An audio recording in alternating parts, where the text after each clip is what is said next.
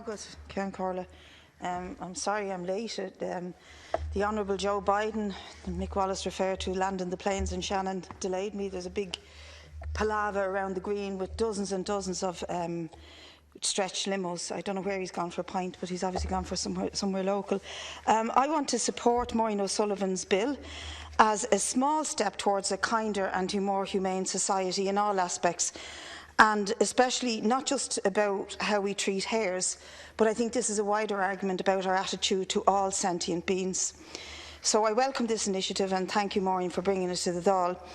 And I think that the case has been made by many different groups here on the cruelty involved in hare coursing. It's undeniable and it's unbelievable. And to claim that the animals don't suffer and that the tradition must be respected, etc., I think is a weak argument, a very weak argument, and in most cases demonstrably false. There'd be more honesty involved in this debate if those who oppose the banning of hare coursing would simply tell us there's lots of money to be made in it, both from the events that they run and from the gambling that takes place in the industry. And therefore it is about putting the creation of profit and commerce ahead of other considerations and ahead of the terror and the pain that's inflicted on defenceless animals. But beyond that, I was really struck in preparation for this debate on a number of things I hadn't realised. Most importantly, the wildlife expert and bird watcher and photographer Eric Dempsey, who I did a class with in the People's College on bird watching, points out that Irish hares are a unique race of mountain hares found nowhere else in the world, a protected species, and Heather Humphreys as Minister can issue licences to the coursing clubs who net them and hunt them, but that these hares are in a very serious decline across the country due to habitat decline and other issues around the country as well as the coursing. But what's most interesting is that these animals are for us one of the longest established native mammal on the island and one of the last living links we have to the previous ice age. I think that's quite an amazing thing to think about and would be a real shame to lose them. And the same naturalist Eric Dempsey points out that we don't spend any real effort in protecting our natural heritage as against our national heritage.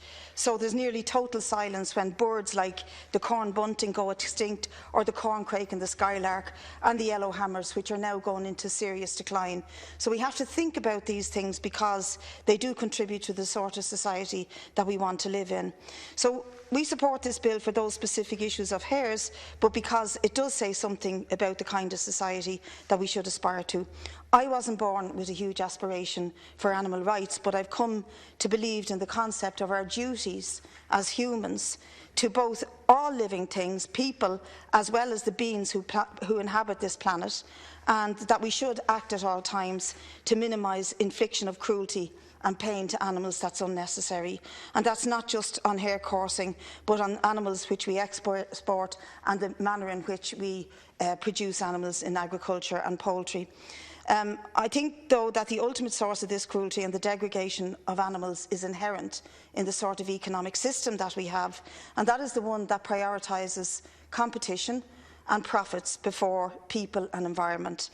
It is an economic system that degrades both the importance of human needs behind that profit system and certainly does the same to animals.